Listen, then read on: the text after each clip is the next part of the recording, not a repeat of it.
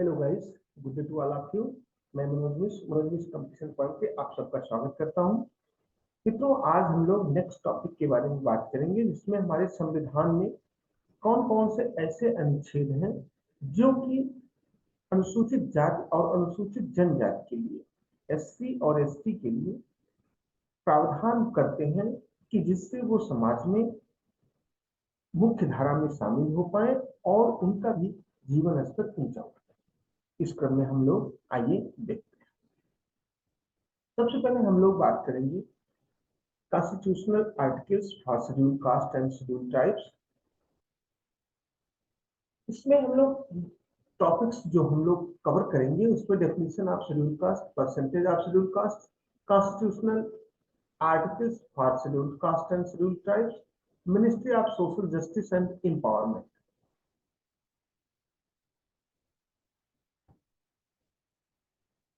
तो हम सबसे पहले बात करते हैं definition of schedule caste. Schedule caste are those caste races in the country which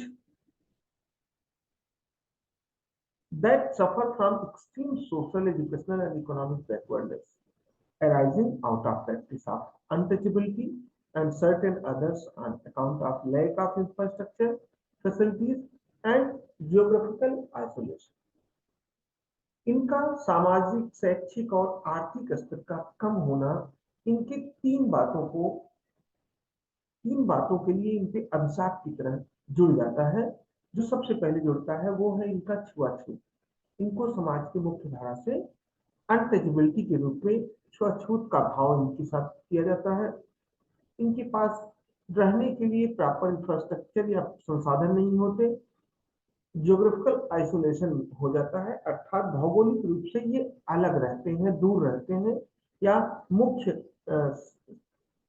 जो बसाव होता है उससे इनका बसाव दूर क्षेत्र में होता है।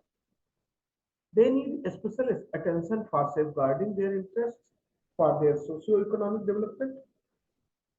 ये इनके लिए खास करके यह आवश्यक हो जाता है कि इनके लिए उचित व्यवस्था किया जाए जिससे ये समाज की मुख्य धारा में विकास करके आ सके।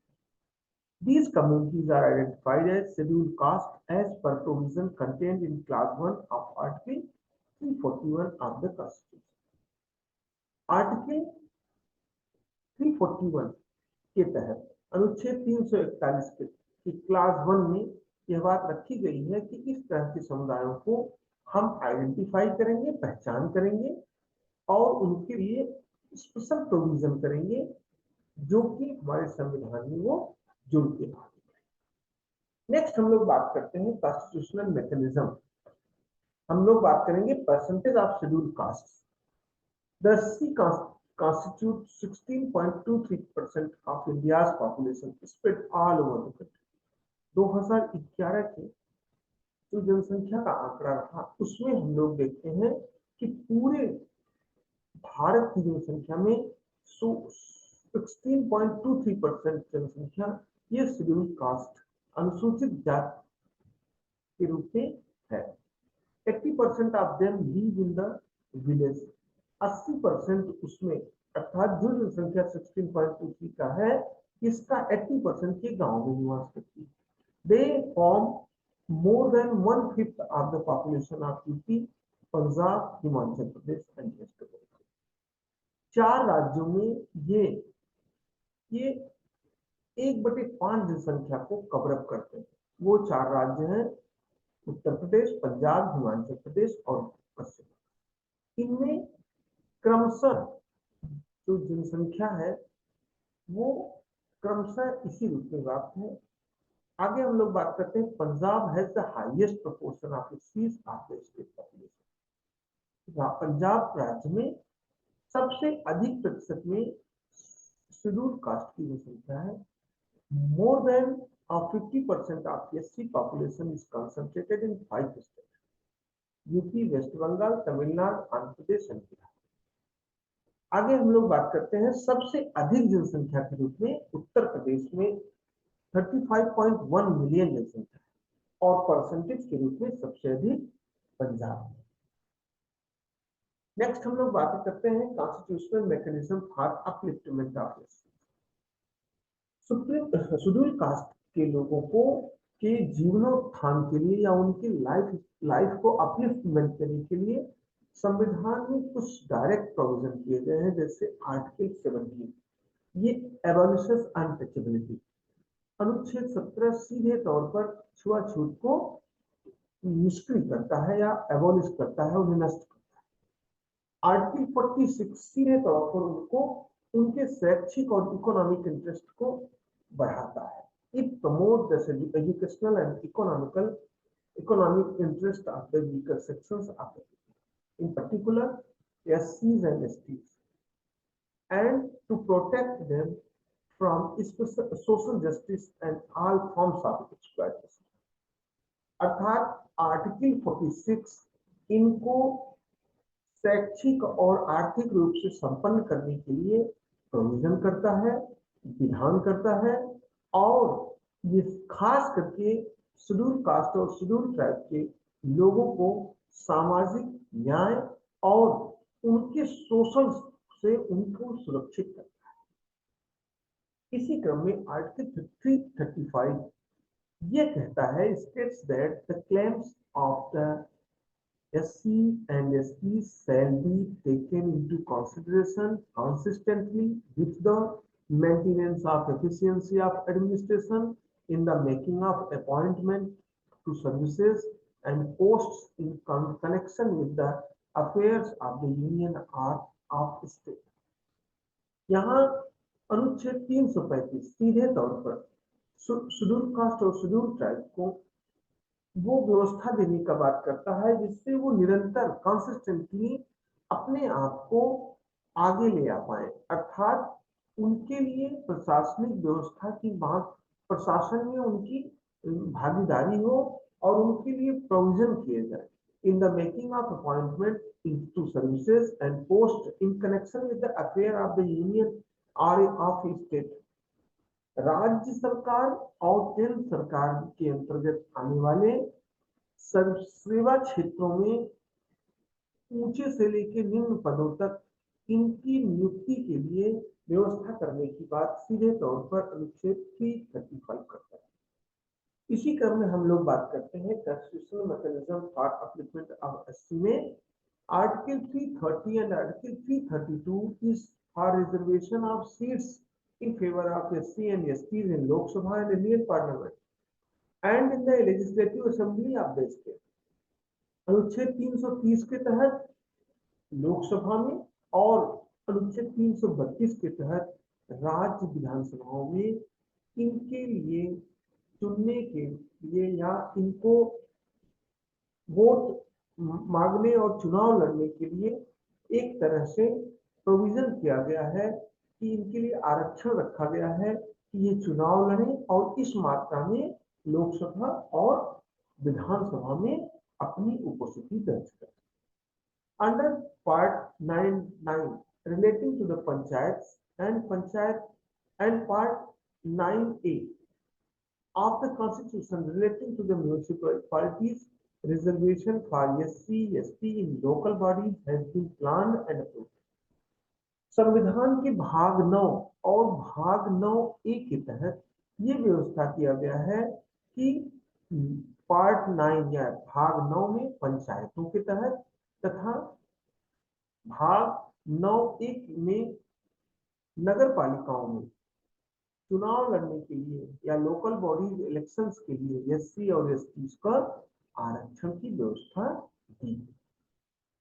इसी क्रम में हम लोग बात करते हैं Constitution of India has prescribed protection and safeguard for SC, STs and other weaker sections। यहाँ सीधे तौर पर संविधान जो है वो इन शेड्यूल कास्ट और शेड्यूल ट्राइब और इकोनॉमिकली वीकर सेक्शन पर्सन्स के लिए पूरी तरह से उनकी सुरक्षा देने की बात है। With the object of promoting their educational and economical interest and removing social disabilities। यहाँ सीधे तौर पर अप्रत्यक्ष रूप से संविधान ये कार्य करता है कि उनको शैक्षिक और आर्थिक रूप से उन्नत किया जाए और सामाजिक डिसेबिलिटीज सोशल डिसेबिलिटीज के तहत सामाजिक अयोग्यता के तहत जो उनकी स्थिति रखी गई है वो उनसे रिमूव किया जाए, अर्थात समाज की मुख्य धारा में उनको लाया। These social groups have also been provided institutionalized commitments to the statutory body, the National Commission of Justice. इस पूरे विधान को या सामाजिक ग्रुप के तहत इसको एक आयोग के रूप में बांध दिया गया है जो कि इन सब बातों में ध्यान देता है, जिसे नेशनल कमीशन ऑफ जस्टिस कहा जाता है, अर्थात अनुसूचित जाति का राष्ट्रीय आयोग। The Ministry of Social Justice and Empowerment is the nodal ministry of oversees the interest of justice. यहाँ एक सामाजिक न्याय एवं एम्पावरमेंट, इनका जो सशक्तिकरण मंत्रालय होता है, the ministry of social justice and empowerment, सामाजिक न्याय एवं सशक्तिकरण मंत्रालय सीधे तौर पर इनकी स्थिति के उन्नयन की देखरेख करता है और उसके लिए अपना सुझाव देता है। आगे हम लोग बात करते हैं ministry of social justice and empowerment क्या है, किस रूप में कार्य। It is the nodal ministry of look after the interest of scheduled caste. यह सीधे तौर पर शेड्यूल कास्ट की स्थिति को देखता है। The primary responsibility for promotion of interest of the SCs rest with the central ministries in the area of their operation and the state government. यह केंद्र सरकार की जो मंत्रिमंडल होता है और राज्य सरकार की जो स्थिति होती है उनमें एक क्रम ढूंढता है और इंटरेक्शन के आधार पर इन एससीज और एसटीज की स्थिति को अपलिफ्ट करने के लिए इनके बीच में संबंध स्थापित करने की बात। However, this ministry supports their efforts by way of inventions in critical sectors through different tailored schemes. जबकि यह मंत्रालय, विभिन्न मंत्रालय इसको एक लक्षित कार्यक्रम के रूप में लेके आते हैं। The Scheduled Caste Development Bureau of the Ministry aims to promote the welfare of scheduled caste throughout their educational, economical and social empowerment. यहाँ उनके शैक्षिक, आर्थिक और सामाजिक सशक्तिकरण, इन तीनों बातों पर ध्यान दिया जाता है। Efforts made by the state government and central ministries for protecting and promoting the interest of scheduled caste are also monitored. यहाँ शेड्यूल कास्ट की स्थिति को पूरी तरह उनकी रुचि क्षमता के अनुसार देखते हुए ध्यान से आगे बढ़ने के लिए वॉच किया जाता है, उसकी देखरेख किया जाता है। शेड्यूल्स इन इंडियन कॉन्स्टिट्यूशन, जो अनुसूचियां हैं उनके तहत किस रूप में एससी और एसटी के लिए प्रोविजन किया गया है, तो आइए हम लोग देखते हैं संविधान के अनुसूचियों में। तो हम लोगों को पता है there are 12 schedules in Indian Constitution. 5th and 6th schedules are for the welfare of tribal population in India. यहाँ पांचवा और छठी अनुसूची जो है वह सीधे तौर पर ट्राइबल पॉपुलेशन ऑफ इंडिया के वेलफेयर की, अर्थात जनजातियों की जनसंख्या को के कल्याण हेतु पांचवी और छठवीं अनुसूची व्यवस्थित की। फिफ्थ अनुसूची article 44(1) of the Constitution of India, the definition of scheduled areas. अनुच्छेद 244(1) में यह कहा गया है, जो कि पांचवी अनुसूची के तहत आता है, कि इसका एक शेड्यूल्ड एरिया के एक परिभाषा बनाई गई। Powers of president and governors regarding the administration in these scheduled areas for the protection of the tribal interest. यहाँ सीधे तौर पर प्रेसिडेंट और गवर्नर्स को यह अधिकार दिया गया है कि वो इन क्षेत्रों में शेड्यूल्ड एरियाज के संरक्षण के लिए और वहां की जनजातियों के उत्थान के लिए प्रशासकों की व्यवस्था करें, उचित प्रशासन की व्यवस्था। इसी तरह 6th शेड्यूल में, छठवीं अनुसूची में, the 6th schedule of the Constitution makes separate arrangements for the tribal areas of Assam, Meghalaya, Mizoram and Tripura. यहाँ छठवीं अनुसूची सीधे तौर पर असम, मेघालय, मिजोरम और त्रिपुरा जैसे राज्यों के लिए एक प्रशासनिक व्यवस्था के लिए बात करता है। The sixth schedule grants considerable autonomy of tribal communities. Autonomous district council takes over administration. यहाँ स्वायत्त जिला परिषदें गठित होती है जो कि वहां के प्रशासनिक कार्यों की देखरेख। यहाँ सेपरेट शेड्यूल एरिया के बारे में अगर हम लोग बात करें, the scheduled area are those tribal inhabited areas which are located in parts of country other than some northeast states like Assam, Meghalaya, Mizoram and Tripura. President of India has the power to declare by law any area as scheduled area. हमारे देश के राष्ट्रपति को यह अधिकार होता है वो किसी भी क्षेत्र को अनुसूचित क्षेत्र घोषित कर सकते हैं। स्टेट इंक्लूडेड हिमाचल प्रदेश, छत्तीसगढ़, गुजरात, मध्य प्रदेश, झारखंड, उड़ीसा, राजस्थान और महाराष्ट्र। इन सभी राज्यों में शेड्यूल्ड एरिया का क्षेत्र विभाजित। The executive powers are with the union tribal advisory council takes over the administration.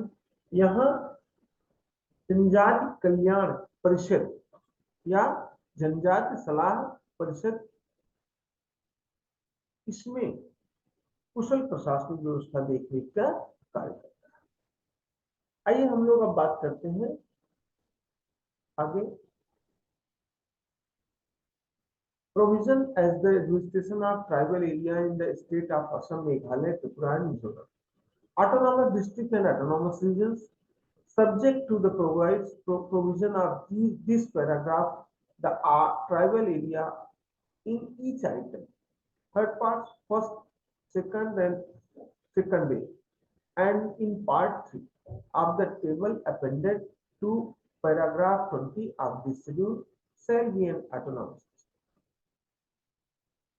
Autonomous district के रूप में इनकी व्यवस्था होती है।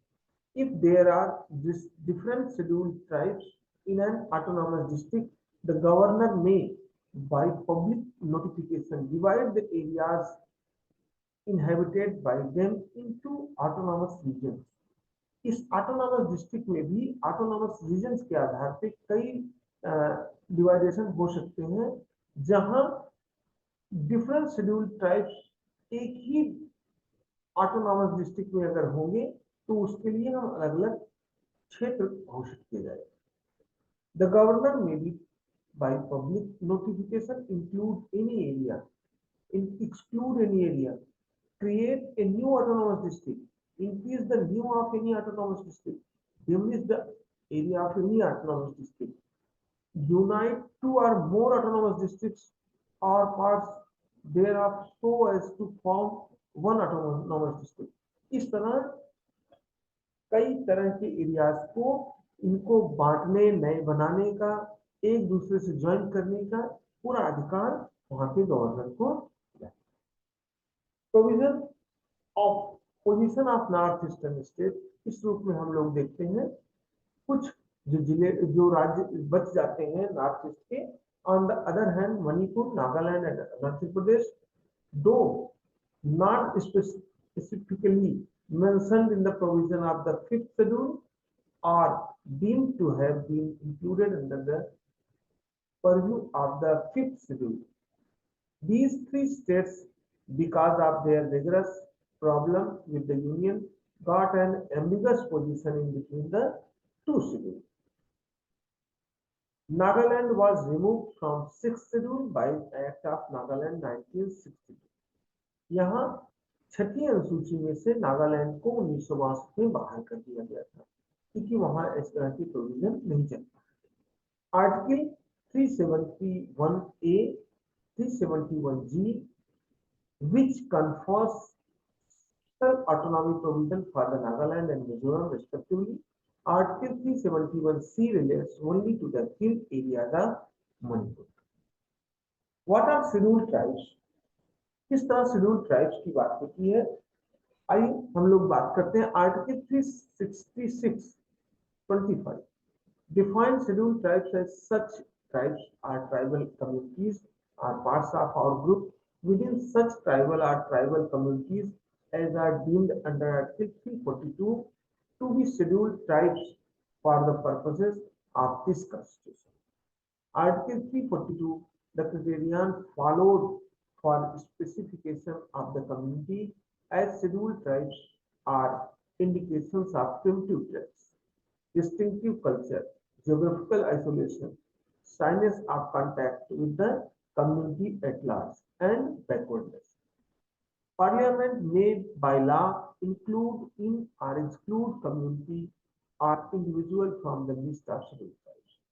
यहाँ शेड्यूल ट्राइब के लिए अनुसूचित जनजातियों के लिए भी बात की गई है आर्टिकल 342 में, और यहाँ संसद को पार्लियामेंट में बाय लॉ एक्सक्लूड और इंक्लूड कम्युनिटी, विभिन्न तरह के समुदायों को वो शेड्यूल ट्राइब के रूप में घोषित कर सकती है या किसी शेड्यूल ट्राइब के अंतर्गत आने वाली जनजातियों को वो बाहर। Other article under constitution of STs, schedule tribe के लिए अलग कुछ अनुच्छेद है, जिससे article 54 empowers the state to make any special provision for the advancement of socially and educationally backward classes for citizens or for SC and STs। यहाँ राज्य को यह अधिकार दिया गया है कि वो आर्टिकल 15(4) के तहत सामाजिक रूप से और शैक्षिक रूप से जो पीछे रह गए हैं वर्ग, उनको आगे ले जाने के लिए प्रयास करें। आगे हम लोग बात करते हैं article 16(4) reservation in post end devices for the backward classes. अनुच्छेद 16(4) के तहत इन पिछड़ी जातियों के लिए आरक्षण की व्यवस्था की गई। आर्टिकल 19(5) में safeguard of tribal interest in property, movement and land acquisition restricts in tribal areas। Article अनुच्छेद 19(5) ये बताता है कि ये जो जनजातीय क्षेत्र हैं उनकी जमीनों को या वहां से उन्हें हटाने के लिए एक तरह से निषेध की बात की। एग्जाम्पल में a civilian can't visit Nicobar Island because that is inhabited by Sentinelese and Nicobaris who are aggressive in nature। जैसे एक सिविलियन निकोबार आइसलैंड के उन सेंटिनीज और निकोबारस की स्थिति को नहीं देख सकता या उसके लिए मनाही की जाती है क्योंकि वो लोग एग्रेसिव है। Article 23 provision on human trafficking and bonded labour.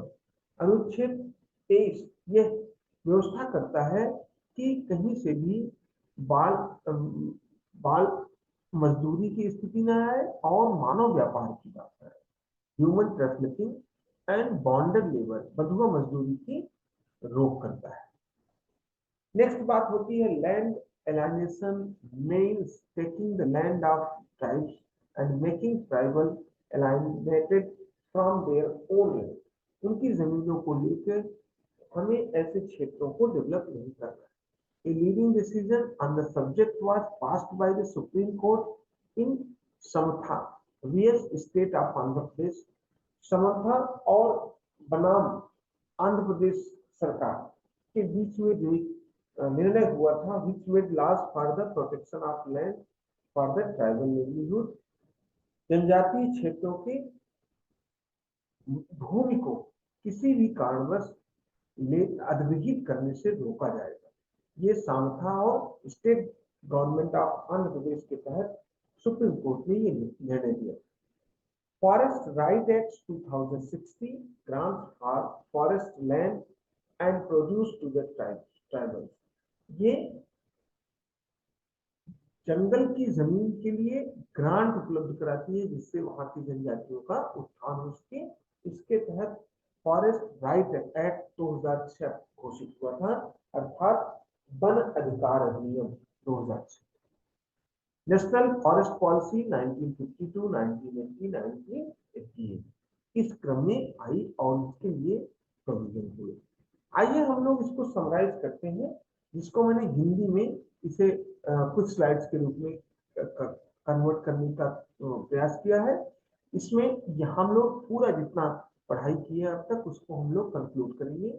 जैसे अनुसूचित जाति एवं अनुसूचित जनजातियों के लिए संवैधानिक प्रावधान और संरक्षण के लिए सामाजिक, आर्थिक, शैक्षणिक, सांस्कृतिक, राजनैतिक सेवा, विशेष संरक्षण, इसके तहत आने वाले अनुच्छेदों को एक क्रम में रखा गया है। जैसे सामाजिक के तहत अनुच्छेद 17 ये कहता है कि छुआछूत का निषेध करता है। अनुच्छेद 23 ये कहता है कि हमें बाल बंधुआ मजदूरी से दूरी बनाए रखना है, मानव व्यापार को रोकना है। 24 इसी तरह के प्रावधान करता है। 25 भी इसी तरह के सामाजिक प्रावधान करता है कि कैसे हम एससी और एसटी को मुख्य धारा में लाए, अर्थात उनका सोशल अपलिफ्टमेंट करें। नेक्स्ट आर्थिक बात होती है इकोनॉमिकली उत्थान के लिए इनके आर्टिकल 23, 24 एंड 46 सीधे तौर पर प्रयास करता है। शैक्षणिक और सांस्कृतिक बात में हम लोग देखें तो 15(4), 16(4), 29(1) एंड 350 का ये शैक्षणिक और सांस्कृतिक अपलिफ्टिंग के लिए ये अनुच्छेद कारगर होते हैं। राजनीतिक व्यवस्था में 164(1), 330, 332, 334, 243 एंड 243 ये राजनीतिक रूप से इनको प्रोविजन देते हैं। जैसे 243 है और न के तहत हम लोग देखते हैं कि पंचायती राज और नगर पालिकाओं में इनके लिए आरक्षण की व्यवस्था है। सेवा के रूप में आर्टिकल 16(4) और अनुच्छेद 335। विशेष संरक्षण में 244 से 338 और 338 के तहत इनको विशेष संरक्षण दिया गया है। अगर हम लोग बात करें सामाजिक संरक्षण की तो अस्पृश्यता का अंत आर्टिकल 17, मानव दुर्व्यापार और बेगार बलात्श्रम ये आर्टिकल 23, आर्टिकल 24 बाल श्रम रोक, आर्टिकल 25(2) सभी हिंदू धार्मिक संस्थाएं हिंदुओं के सभी वर्गों के लिए खुले रहेंगी। आर्थिक संरक्षण में अनुच्छेद 23, 24 और 46 आता है। अनुच्छेद 23, 24 का वर्णन ऊपर हो गया है। अनुच्छेद 46 में राज्य जनता के दुर्बल वर्गों के विशेषकर एससी एसटी के शैक्षणिक और आर्थिक हितों की अवृत्ति और शोषण से संरक्षण दी। राजनीतिक संरक्षण में 164(a) के तहत झारखंड, मध्य प्रदेश, छत्तीसगढ़, उड़ीसा जनजातीय कल्याण का प्रभारी एक मंत्री बनाया जाएगा। आर्टिकल 330 के तहत लोकसभा में एससी एसटी जनसंख्या के लिए प्रोविजन है। आर्टिकल 334 के तहत लोकसभा राज्यसभा में सीटों का आरक्षण 10 वर्ष संशोधन करके बढ़ाया जाएगा। आर्टिकल 243 घ और न के तहत ग्राम पंचायत और नगरीय निकाय में सीटों का एससी एसटी के लिए आरक्षण होगा। सेवा संबंधी संरक्षण में 16(4) के तहत लोक सेवा में अवसर की क्षमता, पिछड़े हुए नागरिक वर्ग के लिए उत्पन्न 335 के तहत सेवा पदों के लिए नियुक्तियां करने में एससी और एसटी के सदस्यों के दावों का प्रशासन की दक्षता बनाए रखने के लिए संगत के ध्यान रखना होगा।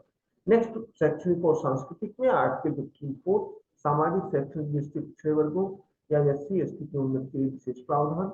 आर्टिकल 16(4) में लोक सेवाओं में अवसर की समानता।